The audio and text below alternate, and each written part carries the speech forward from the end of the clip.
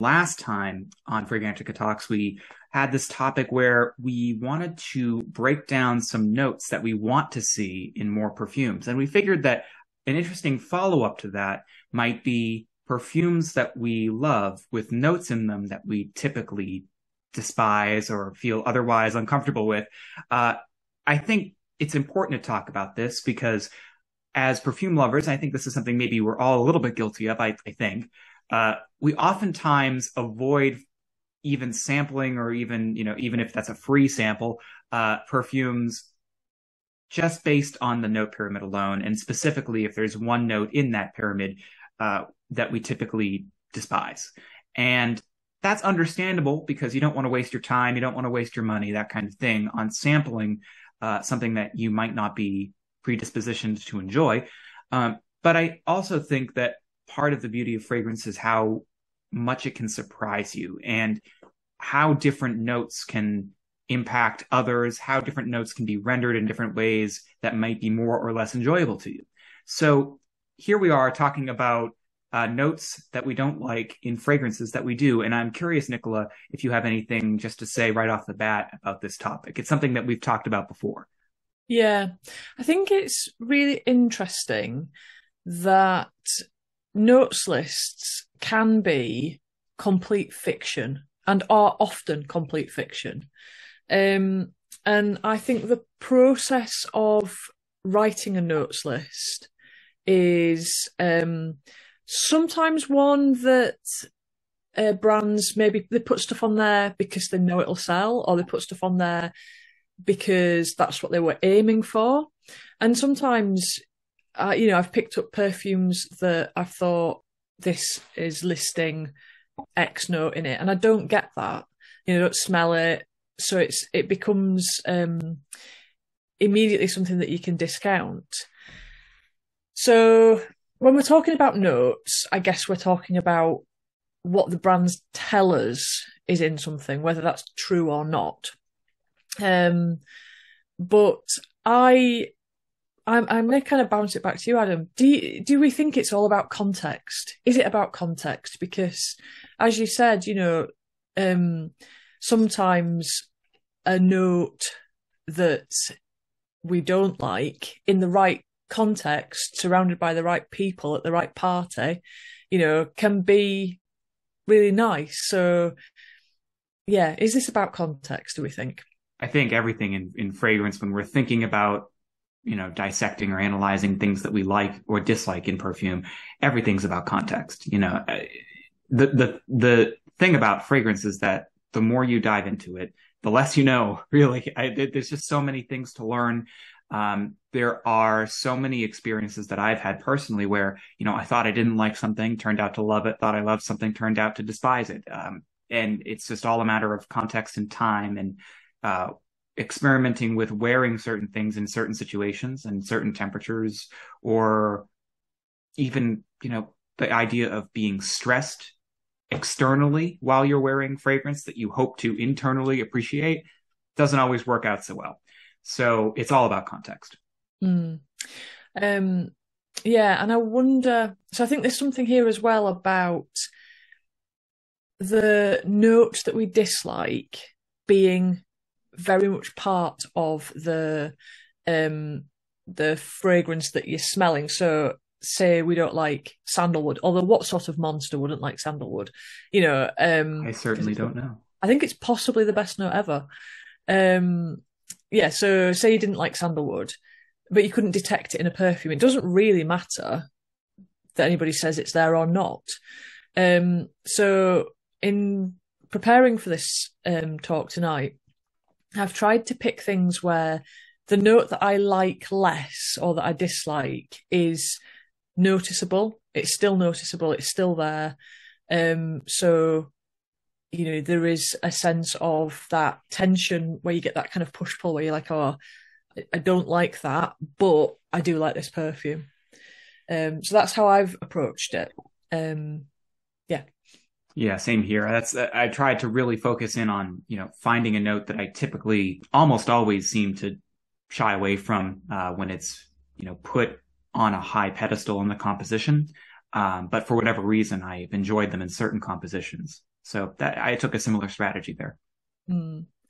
Do you want to launch into what your first one is then, or the main one, or My first and only example of this note, because I will say, just adding more of that context, there are other notes that I don't tend to appreciate too much. I mean, it's really few and far between. I try to see beauty in all of the notes, and I try to like as many things as I can, even though sometimes I have to admit it might not be what I'm choosing first to wear for myself. But suffice it to say, there are one or two other notes besides this main one that I tend to shy away from. But frankly, I think powdery notes, specifically iris, are the ones that I always come back to, or is the one that I always come back to as something that I just have a really hard time wrapping my head around, with some notable exceptions, which is the crux of this discussion. So iris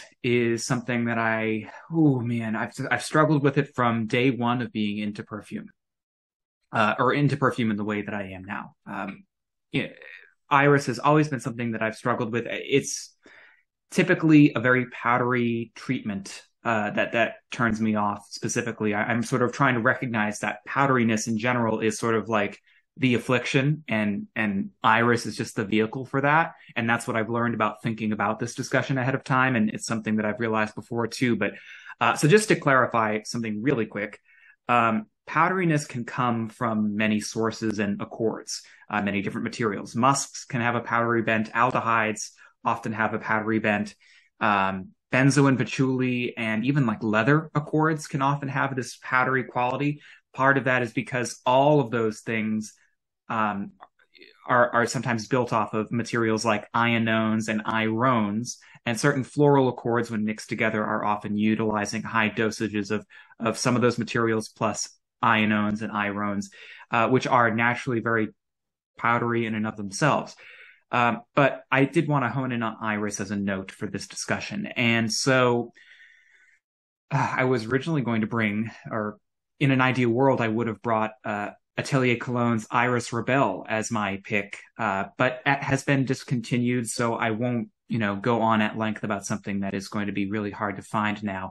But I will say that is my ultimate, right? That's my ultimate example of iris, and it is because the iris isn't so floral in that perfume. Now, I love floral accords in general, but I say that specifically as a good thing here for me, because floral interpretations of the iris note that really emphasize its floral C tend to use those irones and ionones and other powdery materials that have a floral bent to them as the main, backbone of the floral accord. Whereas the iris note in Iris Rebelle is really more earthy and emphasizing the flowers, like vegetal. In this case, it kind of skews like carrot quality. Yes, I don't mind smelling like a carrot. I do want to say that right away. It's refreshing, more than you'd think, especially when you think about pairing it with a couple of wispy, citrusy top notes like bergamot, which Atelier Cologne did do in that particular perfume. But this is what I liked about that particular perfume, is that it was very earthy, carrot-like. I'm not going to go on any longer about something that's discontinued. Instead, I want to talk about my main pick for this discussion, which is a perfume called Iris de Gris, or de Gres, from, sorry about my French pronunciation of things. It is a newer perfume released in 2022 from L'Artisan Parfumeur. And that whole series of fragrances has received up and down in terms of criticizing or praising that line of releases that kind of focus on some materials that push certain vegetables in the composition. In this case, for Iris de Gres, it was pea pods, as the vegetal note of choice, and they paired that very smartly, I might add, with iris. I mean, given that you want to smell of carrots and peas, do you just want to smell like kind of broth? Kind of. So there is sort of an aspect of, now that you say it, I have to let my freak flag fly, apparently. there is sort of an element that I had written down in my notes here about Iris de Gres that reminds me a little bit, just a little bit, of Byredo Green. In Byredo Green, another unfortunately discontinued fragrance, there is this aspect of it, especially in the dry down, where I had described it at, and I'm very proud of this line, so I don't mind quoting myself here. I'm sorry. I had described it as something along the lines of like a pot liquor stewed from grass clippings, right? It has that oily kind of, dare I say, slightly brothy quality to it, and I really enjoy that. It's more of a texture thing than an actual. You don't actually smell like soup broth, but no, you do. I'm going to imagine that you entirely smell of soup broth all the time. Like, hello, my name's Adam, and I smell of soup. I'm the soupman. Pleasure to meet you. Yes. There are worse smells out there to smell of. Definitely, yeah. Certainly. But so no, it sort of hovers, that quality in Iris de Gres and Byredo Green. It sort of hovers between vegetal soup-like quality, oiliness, really in terms of texture, like a thickness, versus something lighter and ethereal and almost a little bit soapy. And it's a really interesting balance that it pulls off there. But critically, the iris in it is that rooty, earthy, again, vegetal-like quality that that's on display. And there is some floralcy to it as well, which I enjoy, again, critically, because it doesn't rely on those powdery materials to communicate that floralcy. Again, I love floral perfumes, but the thing that just always ruins something for me is when it's like a powdery floral. I just can't get into it for whatever reason. And I thought hard and long about why that is, and I really can't arrive at any firm conclusion as to why I dislike it so much. I think there's an element to powdery notes, specifically iris, that tends to choke out other notes. But then again, I think other people either enjoy that quality about it, or other people might not be as sensitive to powderiness as I am. But for me, iris as a note tends to overwhelm other aspects of a composition. So maybe that's why I don't like it. But again, that might just be on my skin chemistry. I'm not really sure. All I can tell you is that there is something refreshing about this interpretation of it that I like. I just wonder, is there something about, because for me, I also struggle with iris and also have done. I think there's something about it that my brain associates with scents, that kind of powderiness, scents being more of a vintage feel and more like something that I would associate with my grandma's wearing, perhaps.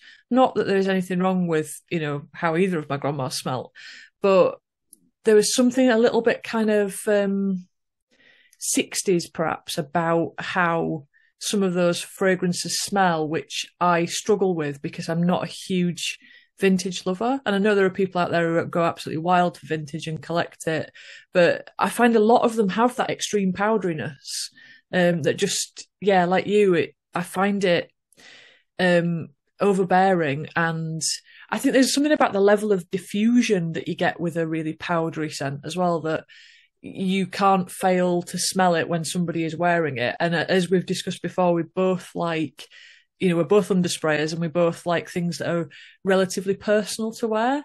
So I wonder if there's something going on there. What do you think? Yeah, I think you've hit the nail on the head there. I think you've uncovered some interesting bits of my psychology when it comes to fragrance appreciation, because I typically shy away from scents that are, for lack of a better term, screamers. And powdery notes do tend to be quite aggressive in their sillage, or at least they can have that effect on fragrances. So that's a brilliant point. I can't say that I have any association with iris and powdery notes in general as like grandma scents, even though I know that they are. You know what I mean? Like, I know what a grandma scent smells like, but it's not like I didn't really know my grandparents, or at least I didn't know them for very, very long in my life. So it's not like I have that like classical association with them that many people do, but I know the smell that you're talking about, and I'm just not predisposed to enjoying that. I guess it's something in my biology. Yeah. and for that reason, I also tend to shy away from many vintage perfumes. Honestly, I'm sorry to the many, many viewers who are watching this for my clearly ignorant, the ignorance that I'm about to spout here. I find a lot of vintages, whether it's because they've aged for a long time in similar environments, or whether it's because there was literally something about them which was made similar to each other. I find a lot of vintage perfumes smell very similar. And I'm like, why is that? Was there just not as much creative range? But that can't be true because, history has given us so many different genres of perfumery. So I often do wonder why all of the vintage perfume bottles that I've put my nose to have a similar kind of quality to them. Not all of them, I guess, but many of them. And I don't know if you can speak to that or not. Maybe I'm spouting hearsay here by saying that, and I apologize if so. But yeah, that's how I feel about vintages. Sorry. I think we might be like the vintage lovers might be coming for you after this, I'm afraid. Oh no. One thing that I wanted to pick up on and what you said, which I think is really interesting actually, is the trend that I'm noticing at the minute, and this is going slightly off topic, but I am noticing a trend, and I wonder if you've spotted it too, of savory vegetal type fragrances. And I'm thinking Bistro Waters, DS and Durga's newish one. I'm also thinking Someone Else's Flowers by Freddie Albrighton. He's a UK tattooer perfumer who that's got like radish and watercress accords in, plus the ones that you've just mentioned. I think there is. I'm noticing a trend for green, definitely, but I'm also noticing that green not being sweet. It's much more savoury and much more vegetal. So perhaps you're just a bit of a trendsetter with enjoying that, broth smell. Maybe I am. But clearly the best reason to be into it, yeah. Tongue planted firmly in cheek there. There is something of a trend in that right now, and frankly, I'm loving that, right? The more the better for me. Probably the way paved for that kind of thing by perhaps Byredo Green. I know it had its sort of cult following before it was discontinued, and perfumes like it too. Certainly the green chypres of the past probably set the way for that as well. But speaking of the green aspect, or the savory green aspect, I will say something that I really enjoy about this Iris de Gres from L'Artisan Parfumeur. The greenery in it is quite multifaceted, and I think that something that's successful and something that is causing that complexity is the fact that they've set it against such a unique accord of iris. So, for example, there's like a soapy green quality that I said reminded me of Byredo Green. There's also a tea green kind of quality in this perfume that reminds me of Healy's Menthe Fraiche. And whether that is giving me a little bit of a tea hint because of the earthiness of the iris that's set against those green notes, or whether it's one of the green notes or one of the materials used to communicate greenness in this perfume is also used in Menthe Fraiche, I'm not sure.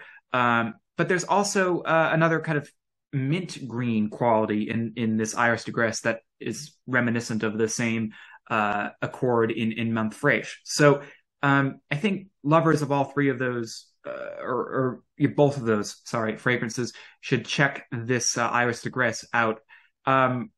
Something that is interesting about its dry down is that it does sort of warm up a little bit. All those notes that we just described, that kind of savory, green, cool note territory, is sort of sitting in that temperature-wise, that cool territory. But it does eventually warm up just a little bit, kind of calling back to the fact that there is iris in this, and iris tends to be a very interestingly cold and warm note at the same time. But the thing that I don't like about it usually is that it's paired with very warming, powdery, almost leathery materials in the base notes. And so in this perfume, that's kind of reeled in a very clever way, I think. It kind of starts to smell a little bit like that Hermescence line, that Jean-Claude Elena Paprika Brazil entry. It kind of does that warm almost spicy, but not quite spice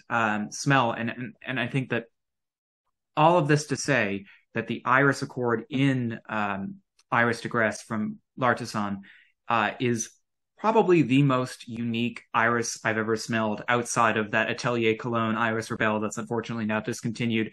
Hint to Atelier Cologne to bring that one back at some point. They're not going to listen to me, but I have to put it out there anyway. Just what's it called? Manifesting when you I am manifesting, yes. And I have my platform, and here I am using it for good. Selfish good, but good nonetheless. I'm sure other people like it too. Yeah, definitely. So yeah, I've brought a couple of iris examples because, like I say, iris is also something that I struggle with. And it's interesting because I think iris can be really polarizing. You know, you do get iris devotees. I have a friend who all her fragrances are iris-based fragrances, and she just goes absolutely nutty for it. Imagine if I had to smell my way through her collection. That would be quite an exercise. I probably would learn a lot, honestly. Yeah, I think we all would. But yeah, no, it is interesting. It is interesting that it polarizes people, and it is interesting how, you know, I think we have quite complementary tastes, and you know, I think what you've picked up on about iris, I also find difficult. I'd add to the things that you've mentioned the metallicness of it sometimes. I find that kind of sort of sets my teeth on edge on occasion. Not always though. But yeah, when it's pushed towards that real sort of thin, and by thin I mean sort of sharp smelling, like almost like laser focused iris. I find that difficult. However, talking about the mall scent version of like that powdery, sharp, metallic mall scent quality. And I don't mean to sound, I'm not trying to like put down scents that you can find at the mall. Many of them are amazing. I just, you know what I mean, right? Yeah. It's sort of it does sort of become thin somehow, like thin and sharp. And sometimes I find that a bit, it's kind of takes me aback a bit. But yeah, when it's pushed in the opposite direction, I've discovered there is a kind of confluence that happens sometimes between things like iris and vanilla. So it's when you almost take it to the other side of the spectrum from that metallic or super powdery, although there is still a powdery element to it. But so Complicated Shadows by 4160 Tuesdays, I've mentioned it before, but my hot take, actually, that I've been thinking about quite a lot recently is I think this might be the best perfume from the house. That's how much I like it. And it does have iris and vanilla in it. And so what happens sometimes when you get this meeting of iris and vanilla is it smells a little bit papery. And I absolutely love that. I love the smell of paper. I particularly love it in perfume, and I particularly love it in Complicated Shadows. It's really interesting. And for me, it turns iris from something that can be a little bit shrill and a little bit cold and a little bit potentially metallic or potentially overly powdery. It turns all that into this kind of cuddly sort of iris. This, I think you could argue that I feel that way about it because I love books and I love paper and I love old books and I love old paper. But I don't think that's the whole story. There's just something that really, really nice that happens between vanilla and iris. And so if you're suspicious of iris at all, I would really recommend this scent because the iris is definitely there, but it's cuddly. It's nice, it's soothing and comforting, and really quite beautiful. And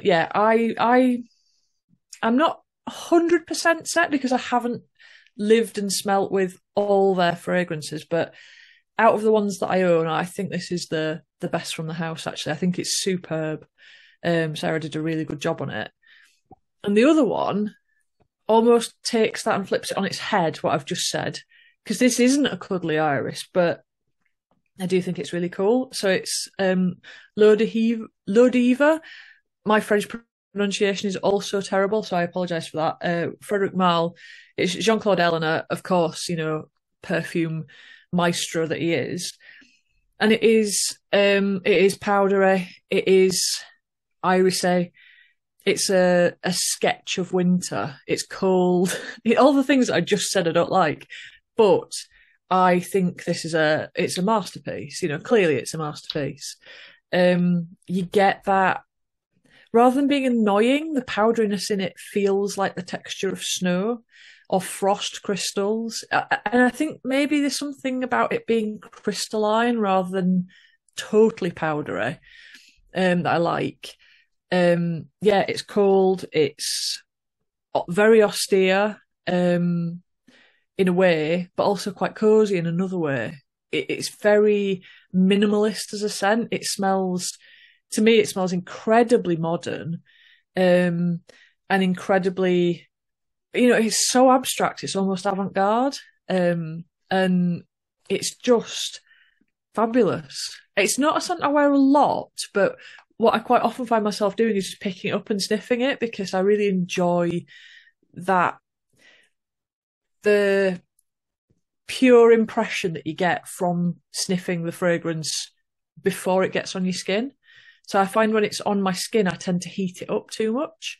But to just sort of maybe spray it in the air or spray it on a blotter strip and just sniff it throughout the day, it's serene and really tranquil, and it immediately smacks you in the face with that, you know, when you've woken up and you open the back door to let the cat or the dog out, and you're still half asleep, and you've not quite, you know, it's early in the morning, it's still dark, and it's snowed overnight, and you've got that dusting of snow, and everything's really quiet, and there's no footprints, and it's not slushy, it's just really quiet and calm and crisp.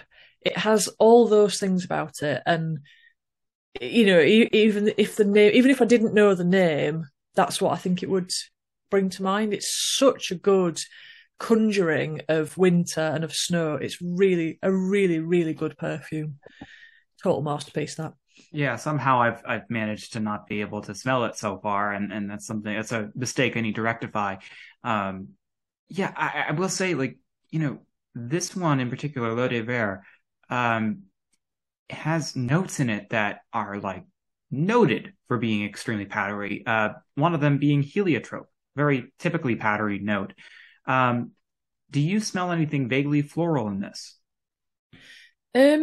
Yes, but it's almost like if you viewed flowers through a kaleidoscope and they stop being flowers and start being shapes and colours. That's what it gives me. It's that sort of, on almost like an intellectual level, you go, yeah, there's a floral element to that, but on an emotional level, you completely overlook the fact that there are like floral elements to it, and it just becomes crisp snow.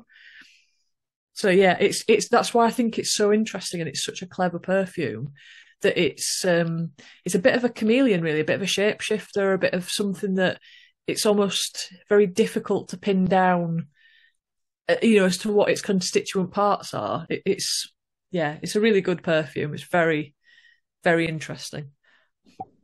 So did you have any other examples of perfumes you love with notes that you hate in them or tend to dislike? Yeah, I mean, like you, I think if you smell enough things, you'll find something that has that in that you like, you know, and so I think I did start off by thinking, you know, there are definitely things that I don't like. Like, I don't like geranium, and I have yet, you know, I'm waiting for you to convert me, but I have yet to find a fragrance with geranium in that I wanted to bring to this discussion, because there's none that I really like that much. So I struggle with that. I struggle with marigold a bit, although I do like Bal de Freak. Well, I enjoyed it more before it got it's been reformulated several times, I believe, and I don't like it so much now. There's something a little bit rubbery about it. But I tend to struggle a little bit with marigold and things that I think sometimes there's almost like a fantasy that happens where certain accords are put together and I get a marigoldish smell from them. Like a kind of overly, like a yellow floral, but then with a kind of rubbery greenness as well. Quite bitter. So if I detect that in stuff, I tend to, shy away from it a little bit, even if it's not necessarily there or it's listed. So then I really had to do quite a lot of thinking about this, but caramel is one that I struggle with sometimes. And I think it's because caramel in perfume doesn't smell like caramel does in real life. And I really like the smell of like burnt sugar in real life. I think it's a fantastic smell. It's got sweet, it's got smoky, it's got a kind of spiciness to it. It's warm. It's just lovely. In perfume, it tends to be a little bit muted and a bit, oh, look, it's sweet and fluffy and childish and, teenage girls are going to absolutely lather themselves in it and go out smelling like a fondant fancy or something. Not that fondant fancies have caramel in it, but you know what I mean. So, but Elixir de Bombe by 2787 has caramel in the base. Well, it doesn't have caramel in it. Clearly, it doesn't have caramel in it because caramel is not an ingredient. It's an accord. But I really like this. It's offset with a kind of a sour, but only ever so slightly sour, red fruit, like a raspberry or some sort of berry. A little bit tart. And that sort of clashes, but in a nice way, with the caramel. So you get the sweetness and the sourness. And I do like this because I think it's very wearable. The caramel isn't over the top. It's not cloying. It's not a sticky, just a kind of sticky, amorphous mess. You can smell it as caramel, and it's nice. I still wouldn't say it smelled like real life caramel, but there is a pleasing sweetness to it rather than it just being a goopy mess. So that's that one. And then I've got one more I feel indulged by. So, it's one that I have talked about before. It's Rose 31 by Labo. This one's interesting because I have a strange relationship with rose. There's rose perfumes that I really love. There's rose perfumes that I really hate. And on any given day, I couldn't really tell you how I felt about rose. It's very much down to my mood, very much down to the season. Now, Rose 31 has cumin in it, which I love to cook with, but I don't want to smell of cumin. To me, it smells a bit sweaty, and I'm not sure that's really ever anything that I want to kind of put on myself to go out. You smell of soup, I smell of sweat. But there is cumin in this, definitely, and I've seen people on the forums talking about different batches having more or less in depending on which formulation you are. I think my bottle's it's a good 3 or 4 years old, so I think there's possibly less cumin in this than there was in previous batches to that. But I found this one interesting because I can't wear it in summer. In summer, the cumin comes out too much and it smells dirty and not in a good way. However, in winter, I really like it because it's really diffusive. It's really, it's a perfume that I wear when I feel like I'm in a slightly obnoxious mood and I want to choke other people out a little bit. But in winter, the cumin's dialed down. It's still there, but it's dialed down and it doesn't smell mucky. It smells interestingly dark as opposed to just out and out muck. So yeah, that's another of my top picks. And I was racking my brains trying to think of other cumin perfumes that I liked. And they are few and far between because I do tend to find them a bit BO-ish.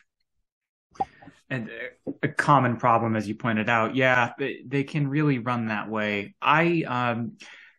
Sometimes I think I might not appreciate cumin just because it reminds me a little too much of food in general. Maybe Yeah. not so much BO for me, but